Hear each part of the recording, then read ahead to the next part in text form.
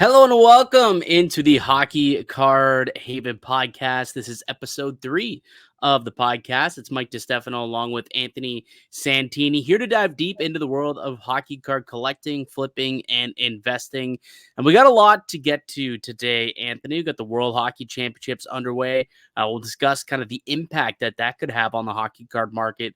Obviously, the playoffs are in full effect, so we've got some discussion there as well. And a couple new product releases, one coming out today. Trilogy releases today, and I've got a bone to pick with Upper Deck about that.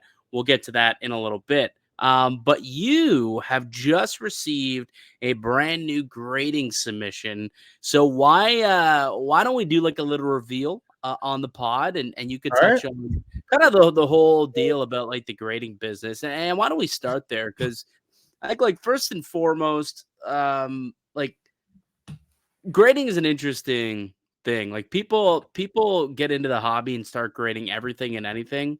And then there's some who just like don't grade.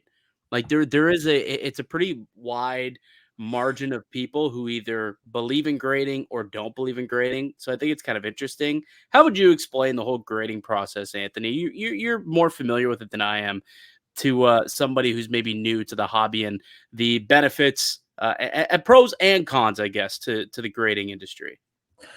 Yeah, I mean, for most people that know me and have seen me in shows, like I'm always going out buying raw cards, even cards that are already graded from other companies, looking to send them to PSA. And like you said, you meet all kinds of collectors, like people that want to grade, people that don't want to grade, people that are scared of grading, people that are excited to grade. Like there's all different spectrums that come with grading. And you know me, I'm not afraid to grade. I'll grade almost anything if it looks good, if I feel like I can make, a little bit of a profit to make a little bit of a flip. I'll grade almost anything. But there was a new announcement made today that I was pretty excited about. And I know you wanted to ask the question, and I'll answer it in advance. Did PSA send the new holders to me? Because that was the announcement. And yes, they did. So that's Really? a little bit, yeah. Yeah. So a little bit of analysis that I wanted to show. So I'll show pretty much. I mean, I'll do a side-by-side, and you can kind of tell me if you want to guess what is new and what is old. I feel like that'd be a pretty fun game to play because the slogan, and I don't want to quote it, but I believe it was, you won't tell the difference until you feel it, or something to that extent. And Well, I definitely go ahead. I definitely agree, but I don't think it takes away from what the old PSA slabs look like. Don't get me wrong, I do like them, but very similar. So I have so this is what I got. This is what PSA put out. Meet the new standard. And hilariously, they chose a Connor Bedard high gloss as in the promo shot for the new slab. So this is what it looks like, which is basically the exact same, obviously. But yeah, like their slogan is very much that it enhances the durability, look, and feel. And they say that this is basically the main difference right here. It's got medical grade plastic composition. It's 20% heavier with identical exterior dimensions, ultra impermeable to heat, humidity, water, and UV light, extra protective against micro scratches and surface scuffs. And then it also mentions that it is less likely to kind of snap or break or whatever they used to. They used to happen every now and then, unfortunately, with the cards. So that's kind of the outline of what PSA is trying to do with these new bad boys. Here, show us a couple. Yeah, like let's play the game, I suppose, of whether or not if I can guess which is new, which is old. All right, so I got two cards, one to my left, one to my right. I'm going to put them side by side, see what you think. They're very similar. I mean, this is going to be very hard to pick. So I'm excited to see what you think. I don't know if you could get a good look. Yeah, it's kind of just I'm kind of just getting like glare, I guess, right now at this point. They look the exact same, realistically. Literally, they look almost the exact same. And per the description, I mean, 20% heavier. So to kind of give it away, it was the Cale Makar that is the new slab. And unless you have the card in hand, you really can't tell the difference by even just the photos. Like, is it a fifth heavier? It says it's a fifth heavier. Is it? And I 100% agree. I'd almost say a little bit heavier too. Like the type of plastic that they use the quality of it is definitely improved compared to the old type of glass slash plastic that they use. I don't know exactly what the material is called. This one is definitely more durable, I could tell. I mean, not that I would be the first guy to throw it at the wall to see if my card would stay in the PSA holder, but I would have well improved confidence compared to the counterpart in these new slabs. I'll say that, You didn't get a I'm junk. impressed. You didn't get a junk grade that you're willing to just chuck at the wall for the purposes, for hypothesis, for science, Anthony. There's nothing that's wall chuckable for science. There's definitely something wall checkable in this submission, and we will get to that because I'd love to take a quick dive into my submission. I mean, I can pretty much just take it away and show everyone Well, what. we can get into it. But I am curious, like, what was your goal with this submission? I'll say my goal with this submission was to find some good cracking plays. So I could go through some of the cards that I actually cracked. And for those of you that are listening and you've never heard of what cracking is, it's pretty much where you buy a card that is either, you know what, I'd even say anything but in a PSA holder, sometimes in a PSA graded holder. But some companies that I like to crack and send over to PSA would be like Beckett, SGC, KSA. Those are some of the bigger companies, the more reputable companies, and I feel like that gives you an opportunity to really maximize the gains and your profits that you'll see in some of my better cracking plays. But also when you do buy the high-end companies like Beckett or KSA, SGC, the more reputable brands, the graded cards do come with a premium, and that is where you can lose money if, let's say, a 9.5 grades even lower than a 9, which did happen. I don't want to give it away, but we'll definitely see. Wow, we can get into it. Why not? Why don't you go to the show and tell? Let's get through it. All right, let's do it. So we've brought it up, so we might as well get through it now. I know. So these are the cards I put aside. I feel like will be the best conversation pieces. To start off, this was some absolute heat that was cracked. Pick this up in a Beckett 8, came back a PSA 10.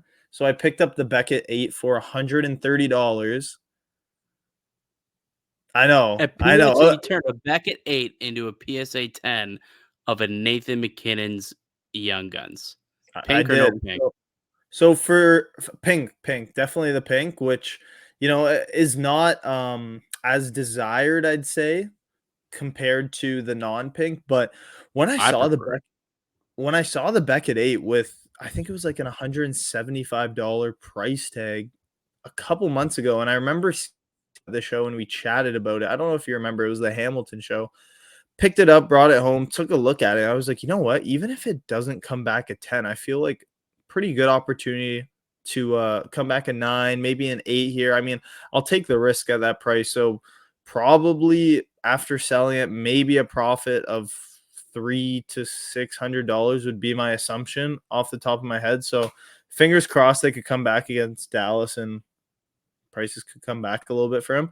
Second play of the day, pick this up, a Nikita Kucherov Beckett 9.5. So I picked it up for $290, cracked it, cost me about $30, invested about $320 into this, and it comps around $550 to $700. So a pretty good play on the Kucherov.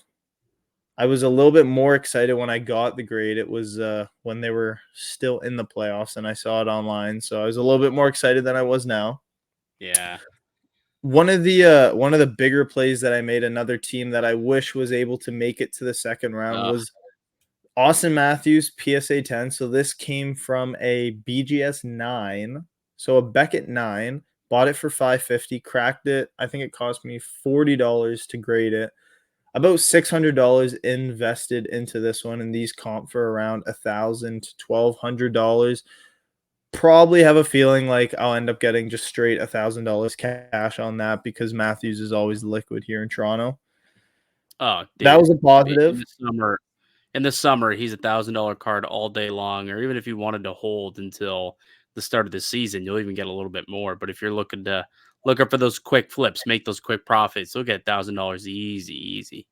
Yeah, it's disappointing to see his price go from like what 15, 16, 1700 just drop right down to 1,000. So Yep. might be a hold, might be a sell. We'll see what happens this summer. This was a card next up that was definitely disappointing. So I picked up and I know there's a little bit of a glare, but came back a 9. PSA 9. I picked up an MNT 9.5 Connor McDavid Young Guns. Picked it up for $1,200 cash. Graded it. Came back a PSA 9. I was definitely PSA 9s are still getting like 1,300 and a 9, no? yeah, like I'll still, let's say, break Like, I think you could even. break even on it, yeah. The most disappointing part that I look at it is, that money being tied away for a month to a month and a half in the card. So it's kind of like the opportunity versus, I mean, if it came back a PSA 10, that's an easy liquid card at $3,000 Right. to $3,500, right? So disappointing in that aspect. We'll see. Maybe I've seen 9s get cracked and turned into 10, so you may even you wanna. have seen them firsthand, yeah. Oh, yeah. Oh, yeah, I've seen it firsthand, alright. So you may even wanna consider recracking and resubbing and maybe try and go for that 10, Yeah, possibly. yeah. I'll see with the McDavid. A card that I'm 100% gonna crack and resend was this Sidney Crosby Young Gun. So I picked this up for $1,500. It was previously dressed in a MNT 9.5.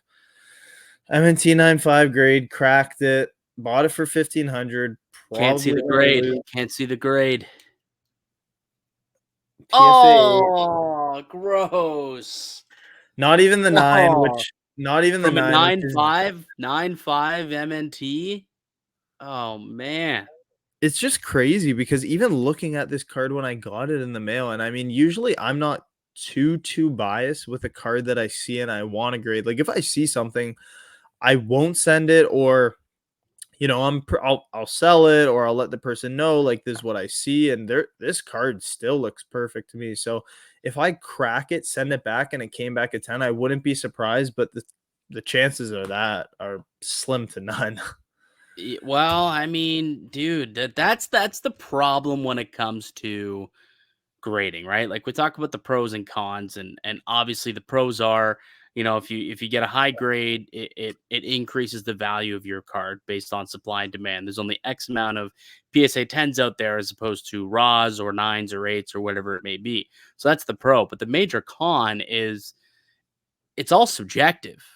Like that's the problem. Like somebody could easily go in there and be having the worst day of all time, and it change his mindset while he's in there grading, and all of a sudden he wants to be, Mr. Grumpy Pants and give this card an 8, whereas maybe he's having the best day of his life, or his coworker's having an unbelievable afternoon, maybe just, won some money at the casino the night before, got lucky with his lady or whatever it may be, and then he goes to work the next day happier than a clam, and he's sitting there tens, just in a jolly good mood. It really sometimes is the luck of the draw, which is kind of what, like, not that it turns me off of grading, but it makes me laugh whenever, I think about the grading market, because it's looked at as gospel. Like PSA 10s are, by and far Seriously. that's what you want, right? Like that's the best of the best. But often it's chance, it's luck of the draw of who's grading it and how they're feeling that day. Sometimes it is kind of insane. But so maybe whoever graded that Crosby 8 for you just did not have a good day, did not have a good night before going into work with his lady. I would imagine maybe he was sleeping on the couch, the lumpy old couch, the night Ye before. So Yeah, I don't I know. don't I know. mean, to start off, I guess he saw the McKinnon, he liked it, and then it was just kinda downhill from there. Well, I don't But even like know if you it's all like the same. Like I know you send it all in one submission. This is maybe a good question to ask, people at PSA. But like, does one person grade an entire submission? Like, I don't even know the question to that, or the answer to so that for question.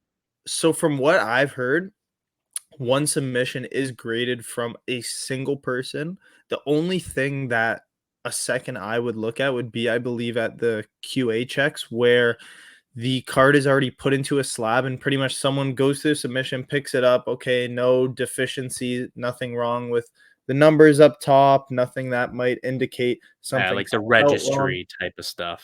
Yeah. Exactly. So the nitty-gritty side of it, but the actual physical card going from raw to a number to represent the condition of it, from what I've heard and from what I've read, is done exclusively from one worker at PSA.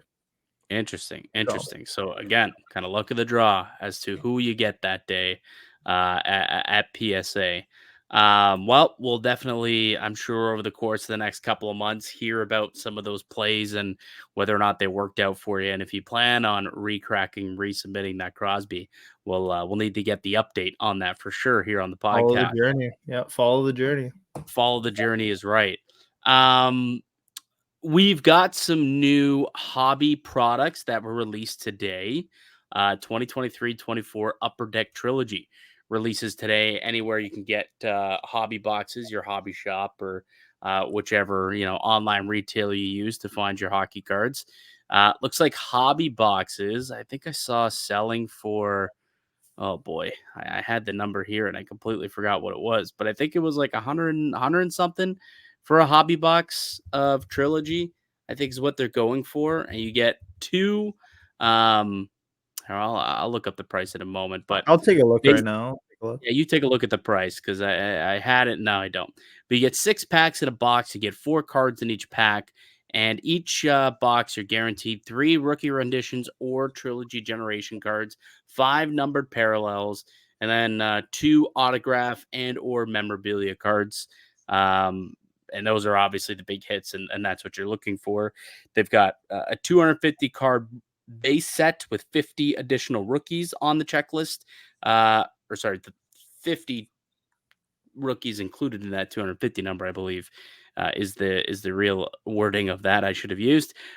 Rookie parallels from $9.99, $6.99, and $299. And there are also more shorter printed inserts of rookies and stars, lots of new autos and relics, which are really cool. They got these new team twigs, which is basically just like 2 players and game use sticks. And I think that's a pretty sick looking card. I saw a couple of those pictures kind of floating around. Those look sick. But this is the first product, Anthony, where we can get hand and hard signed Connor Bedard rookie cards. Huh. Hard signed. So far it's been all sticker, right? Black Diamond sticker, Team Canada sticker, even those new Connor Bedard whatever boxes that you can find out there, those collection The boxes. Connor Bedard rookie collection. Yeah, stickers, all stickers so far. You can get hard signed now not all hard signed, but there are some hard signed stuff. Here's the problem and the bone that I have to pick with Upper Deck when it comes to this, Anthony. All of the hard signed Bedsy rookies seem to be him in a Team Canada jersey. Why? Why are we doing this? That doesn't make any sense to me. We Really? are now in May. Why are we not able to get this guy some hand signed cards of him in Hawks gear yet? I don't understand.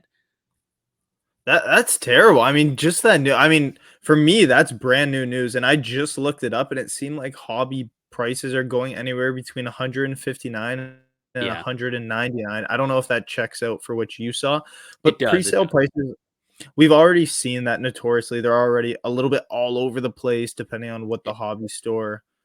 It'll probably continue to go up as they start to sell out. Because again, this is a new first in the hobby, right? Like Bedard Bonanza has run wild in the hockey card hobby, and we saw the first the first cards in O-Pee-Chee where you could get Bedard, or even MVP, you could get redemptions. Then he was actually in a card during the O-Pee-Chee paper, and then his Young Guns came out with obviously with the Young Guns in Series 2. And then you could actually get some autos and memorabilia from him inside of Black Diamond. And now this is the first time where you can get on-card autographs of Connor Bedard. So there is going to be a lot of interest in this set right off the bat because of that, obviously. But how much do you think this kind of impacts the collectability or the value of the cards if his hard signed stuff is him in a Team Canada jersey as opposed to his Blackhawks jerseys? I mean, we already know that as collectors, you want to have that Blackhawks jersey. You want to have the NHL jersey they wore when they were a rookie. Like, just imagine walking around a show, although you see a Connor McDavid rookie card of a Team Canada of him wearing a Team Canada jersey on card auto, could be a patch. We know that they don't do anywhere close in price. I'm going to go out on a limb and say, what, 35 to 50% of what maybe an Edmonton Oilers rookie patch auto might be. I mean, this is going to impact the price of his Team Canada versus Blackhawks card notoriously. I mean, when we look at what the prices of the box goes for, what people are going to pull, and I even think that some people are probably ordering boxes without even knowing this. I mean, if you were to tell me, oh, okay, that this is going to be the opportunity to get Bedard's first hard sign autograph, the first thing that would come to my mind would not be, oh, it's going to be a Team Canada jersey. It's going to be, oh, we're going to have a chance here to get the Connor Bedard first on-card auto in a Chicago Blackhawks jersey.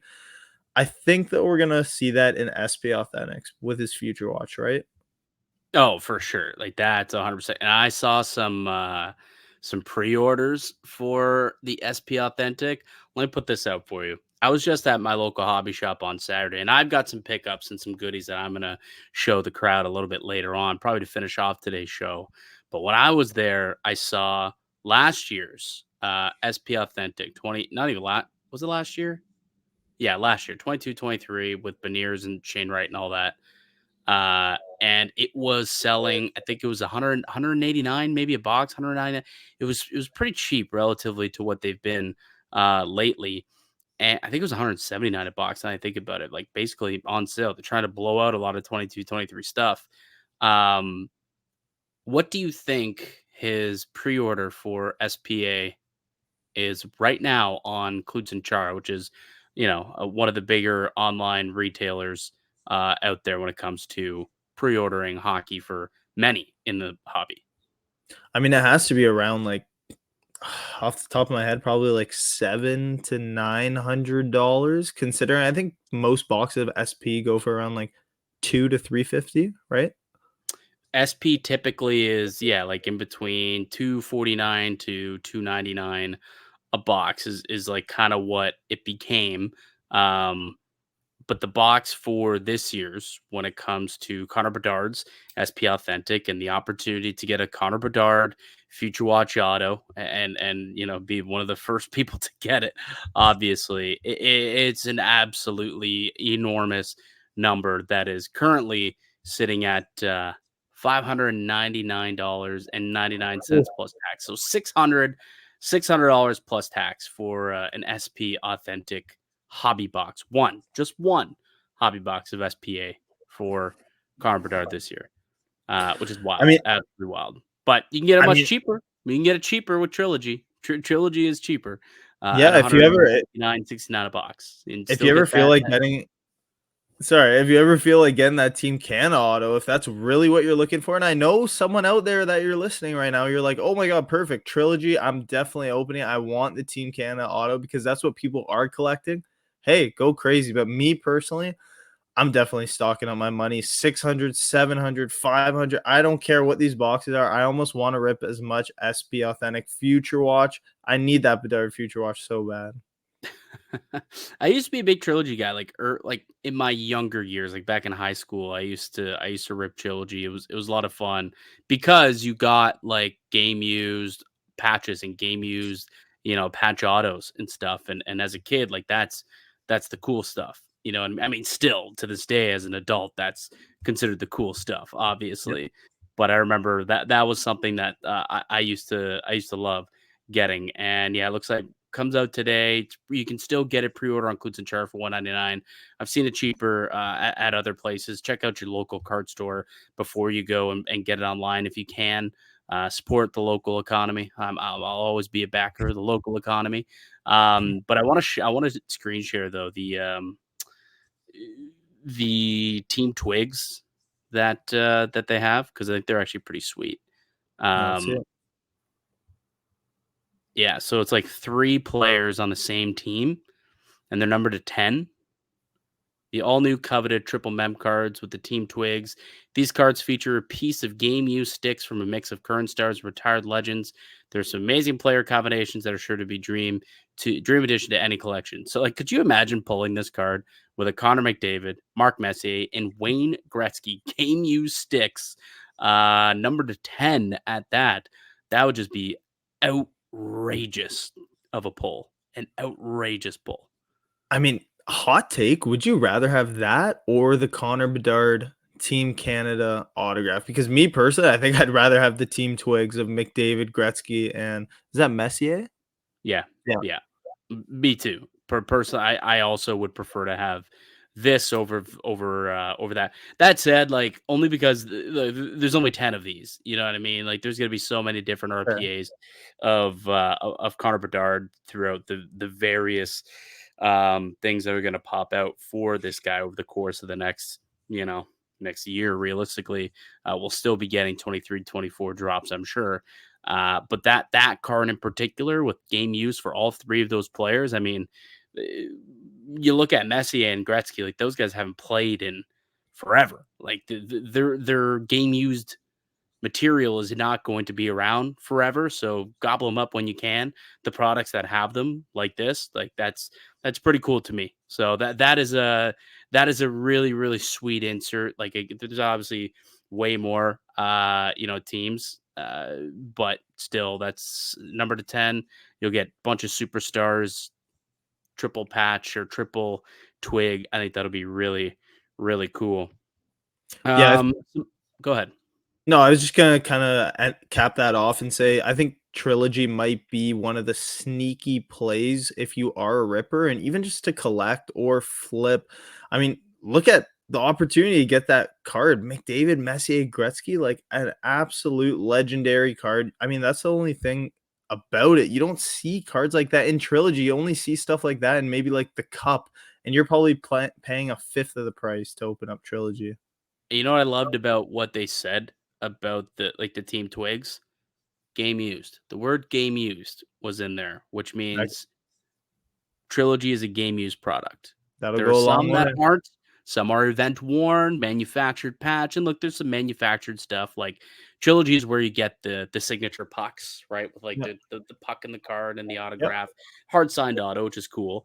So there are some manufactured stuff, but game used material always the best.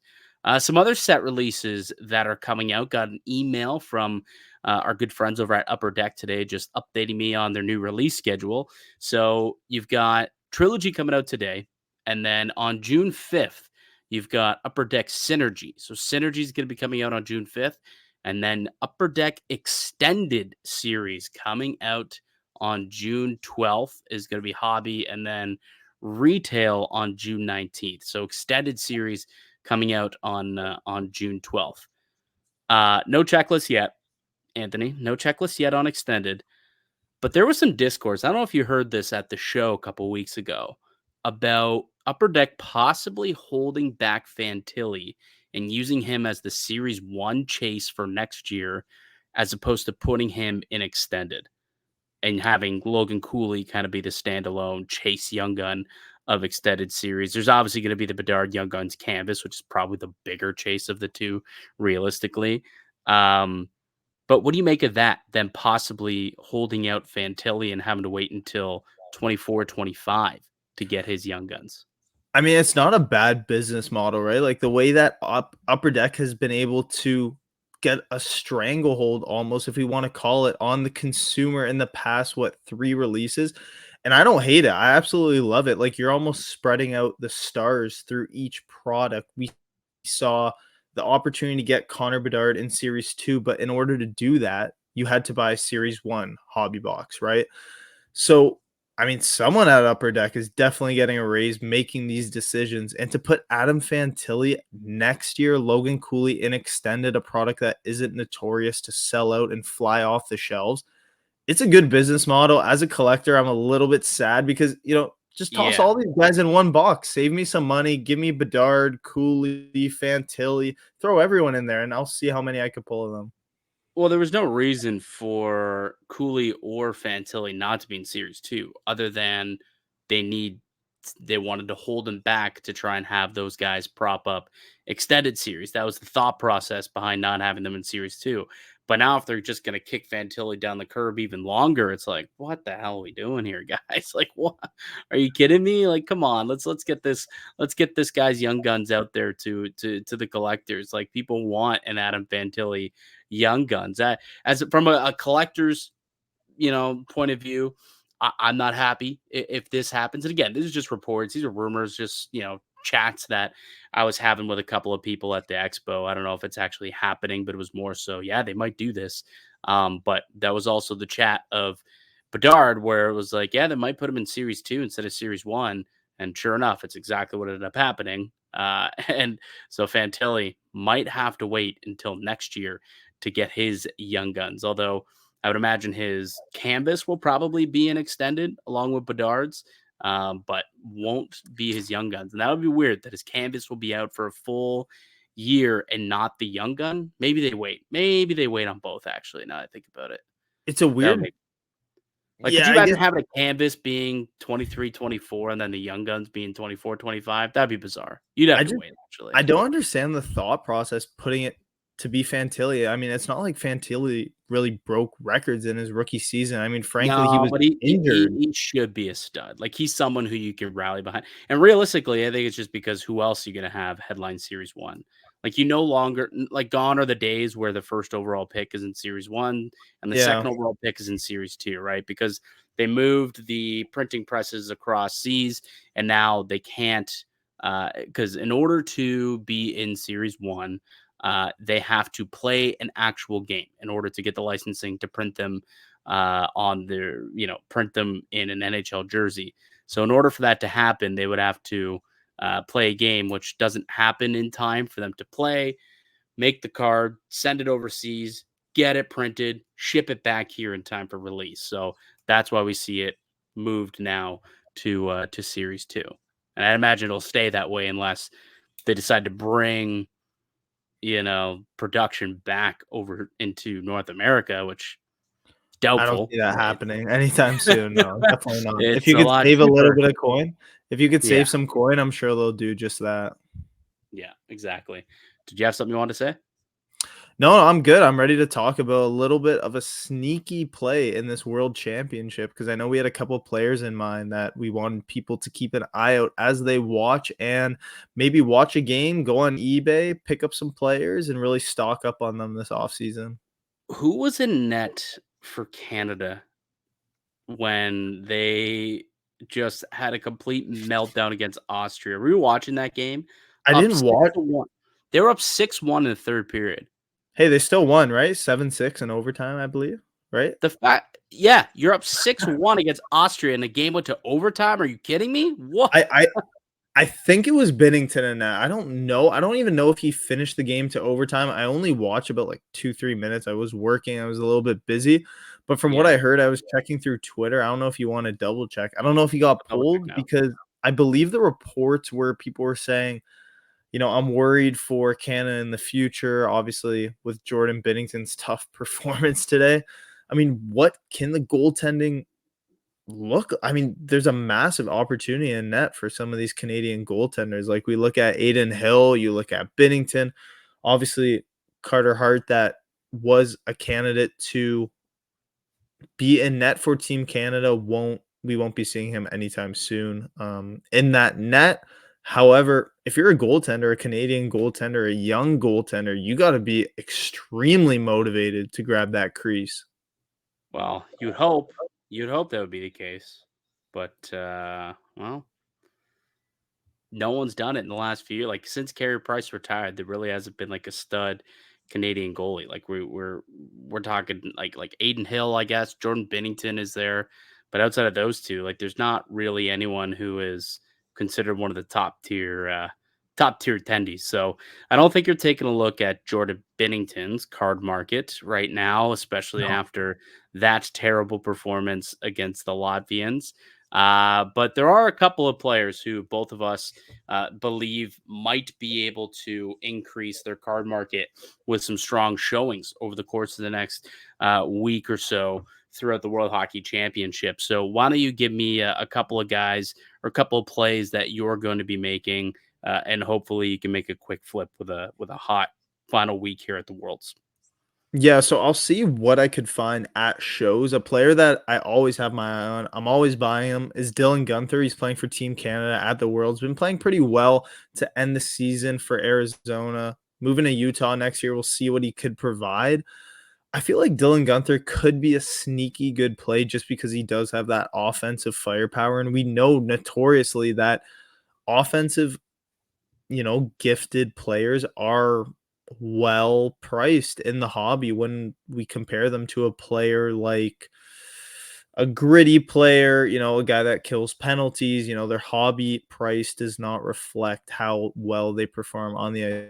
So Dylan Guenther, 100% a guy that I'm picking up and could be a sneaky good flip if Canada could do well in the Worlds. Yeah, I agree. Dylan Guenther, really, really solid pickup. I think if you look elsewhere in the tournament, Sweden always plays well at the World Championships, and a guy who I've been kind of high on, who I think potentially might be a buy this summer and is in for a big season next year. So I think this is a good kind of starting point for him. Is Lucas Raymond. I think Lucas Raymond as a guy, potentially, if Sweden goes far and Sweden, wins a medal, I think Lucas Raymond will be a big part of it, right? You saw the ending that he had for Detroit, almost like single-handedly carrying them into the playoffs with an outstanding final kind of 2 weeks of the season there for the Red Wings. I think Lucas Raymond is a young player. I think he's 20, 21, 22, Series 2. He's someone who I'm definitely kind of looking at. I did pick up actually Lucas Raymond this past weekend.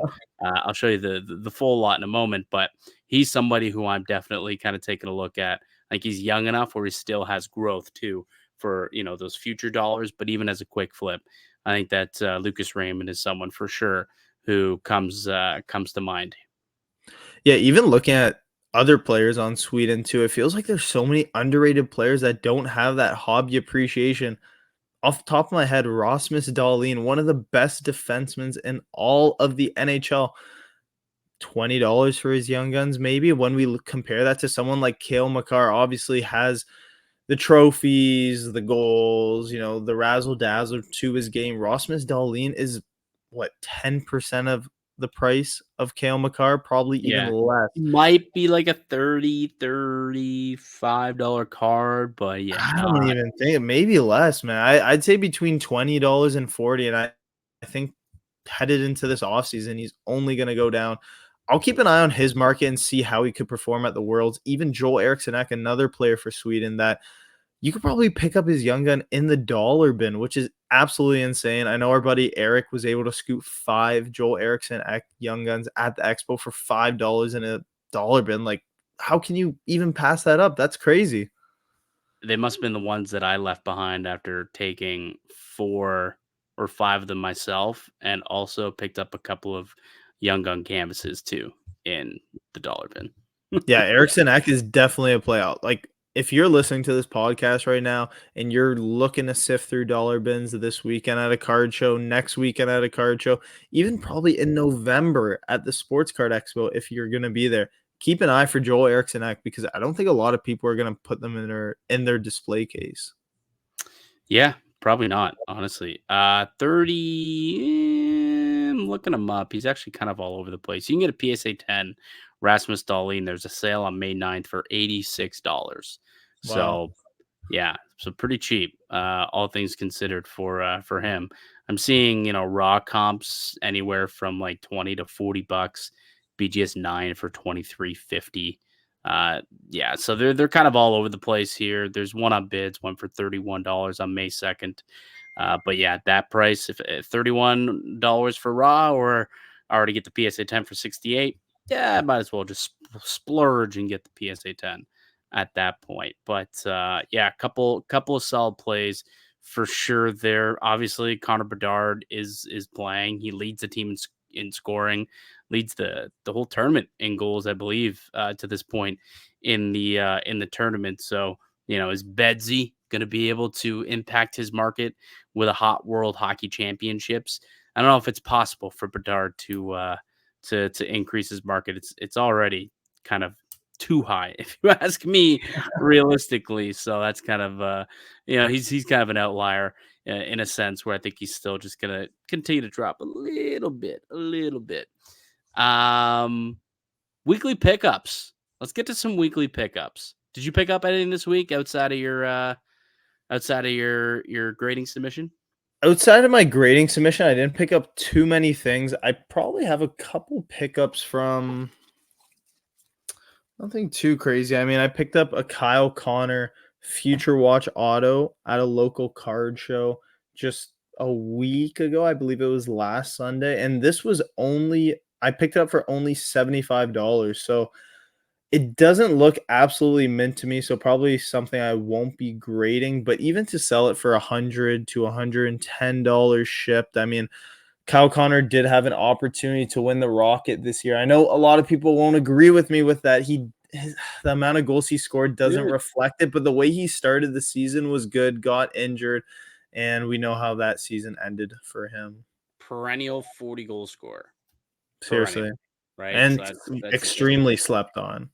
Yeah, I completely agree. It's a tough market, so like there's not a lot of desire to acquire a Kyle Connor. I'll say that, but he is a hell of a player. I mean, I picked up a lot of young guns first and foremost. Like I don't know if I've mentioned in the pod, but like my collecting goal is I like to put into a binder, like binder up. And I know binders are bad when it comes to putting cards away, but like these, I don't care because this is for my own personal collection, not to sell or to flip or to gain value, obviously. So it doesn't bother me that I put them in a binder, but it's just nice to be able to look, turn pages, and see complete sets of young guns. And my goal is to kind of have every single young guns that's ever been made. That is my goal. I'm kind of starting from the last decade right now, and then I'll work my way backwards. But I picked up a whole bunch at my local card shop, M&L. Shout out. You and I go there quite often. But they had someone literally just drop off a bunch of I guess full young gun sets to them recently. So they're like, hey, you basically have the pick of the litter. Here's the sets. And they weren't selling them as sets. They were selling them individually. So I was like, okay, I'll pick out ones I need and also the best ones. They were decently priced. So like I picked up like a Max Domi young guns for $2. Your boy, Anthony Stolars. Picked him up. Who else did I grab here that was interesting? Oh, Arturi Lehkonen, who was having another a great guy, underrated. Yeah, and with the news to Val Nichushkin, they're going to need him to step up for sure if they want to do anything. Matt Barzell, young guns, I picked up for $20. Thatcher Demko, young guns, I picked up same price. I thought that was a really, really cheap, good price. That's a good deal. Owen Tippett. What else did I grab? Casey Middlestat, young guns. Didn't I also get where is he? Where's that guy? I don't know where he is. I'm about to find it, but I think a Brock Besser young guns as well was one of the bigger ones. This was definitely the biggest young guns I grabbed. Nick Suzuki, young guns, and there's just like a bunch of others. I don't know what else is in here. A couple from this year: Askarov, Leo Carlson, a Luke Hughes. Grabbed an Owen Power, Jeremy Swayman. I got for $10. Trevor Zegras I picked up for $15. Wild, who's a $300 card at one point, got him for $15. Yeah, I'll never forget that. Oh man, JJ Paterka, Seth Jarvis, Lucas Raymond. Think I got all those at $10 a piece. Quentin Byfield I picked up for $10. Mason McTavish got a Mo Sider for $20. So just a bunch of young guns plays is basically what I was able to do there. And then I did grab 2 other cards at a different card store, and these are more these are cooler pickups than just the old classic boring young guns. So the first one, so this was in the SP Signature Legends set. I don't know if you've seen these, but like the Future Watch Legends autos. So this one is of John Leclerc. So there's a guy who comes to the local card show that I set up at all the time in St. Catharines and always asks me. He collects this set and always asks, "Do you have any Future Legends autos?" And I'm like, "I don't."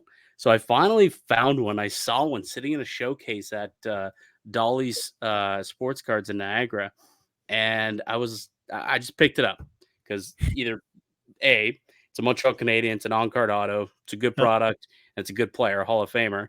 It'll sell. I'm not worried about it. But also, like I know somebody who might want it too, so it's an easy flip for me. But this was definitely the biggest card, the biggest pickup of the week. Patrick Kane, the Cup, Showtime, the show auto on card. It is From the beautiful. cup. I didn't even realize that was from the cup. You sent me a picture of that. I didn't even realize that. From the cup. Super short print. Like there's no print run on it, but it's super short print. It is like one of the more collectible, I guess, like subsets of the cup is the show updates or the show I don't know, like shadow box autos, whatever the hell you want to call this thing. And Patrick Kane, future Hall of Famer, one of the best to ever do it. That was a no-brainer pickup for a couple $100. What, I mean, I even like $250 on the pair. $250. That's pretty good. I even like the eye appeal. I don't know if you want to show the card and I'll give my thoughts of it, but usually you see so many times where the player's photo actually covers, or how do I even explain it? The autograph is covering the player photo, so you don't get Perfectly to see placed. the autograph. Yeah, like as crisp, but this one is like nice white background with a black penmanship. Like it's beautiful. Has the name there, I think.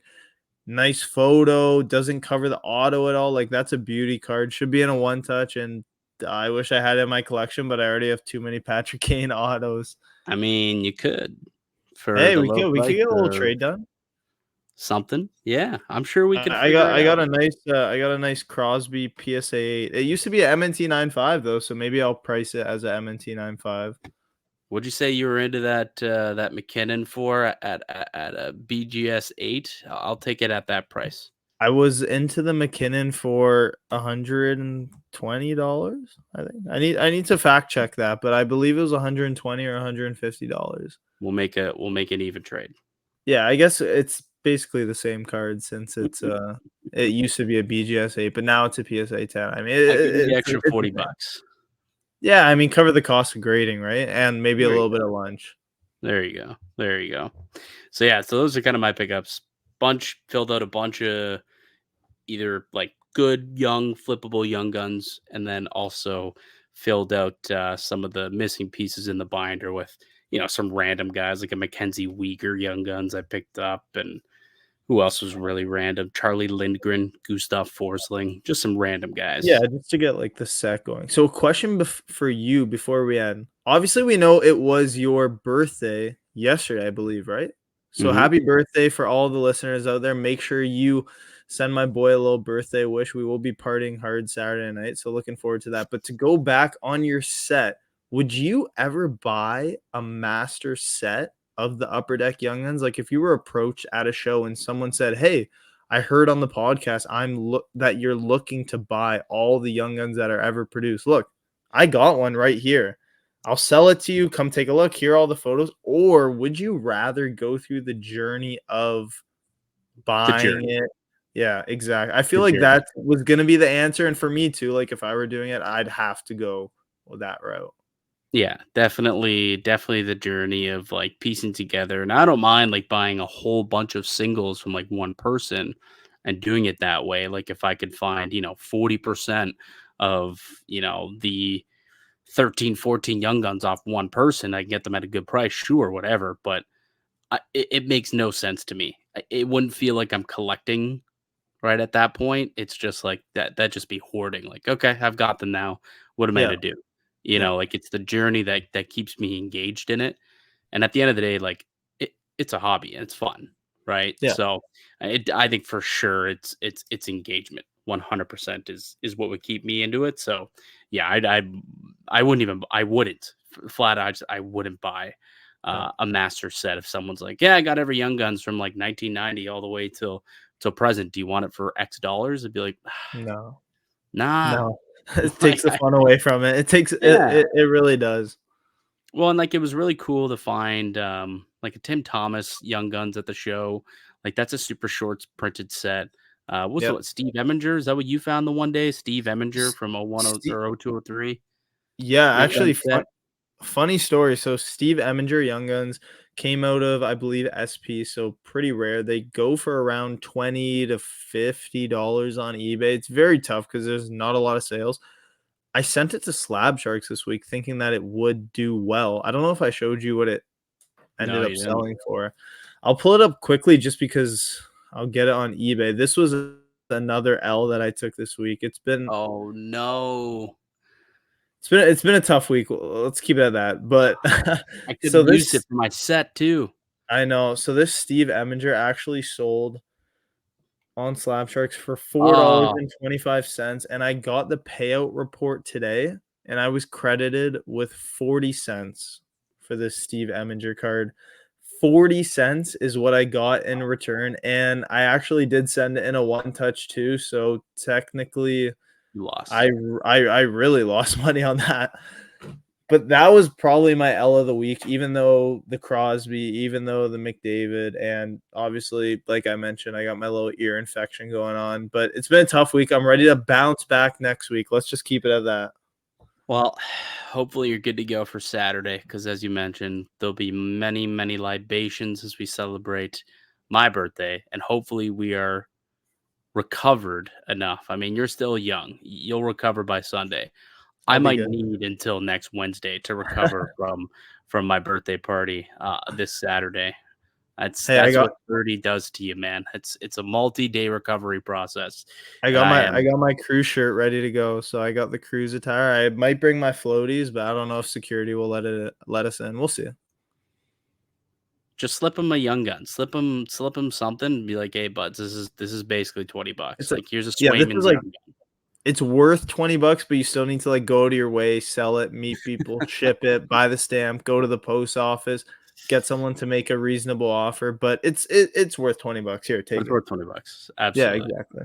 All right, buddy. We'll wrap it up there. That'll do it for us here today on the podcast. I'd like to thank you all for listening and supporting the show. You can subscribe here to the Hockey Card Haven podcast on YouTube. Eventually, we do plan on going audio for the on the go listeners, but for now, YouTube is the place to be to find the Hockey Card Haven. We'll be back next Wednesday for another episode of the Hockey Card Haven podcast.